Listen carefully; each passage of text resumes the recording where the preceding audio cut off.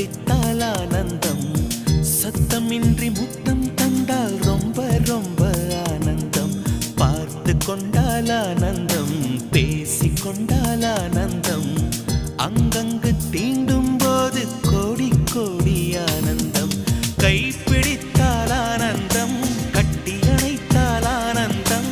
ஆனந்தம் ஆனந்தம் ஆனந்தம், தம் தம் தம் தம், காதலித்தால் ஆனந்தம், கண்ணடித்தால் ஆனந்தம், சத்தமின்றி முத்தம் தந்த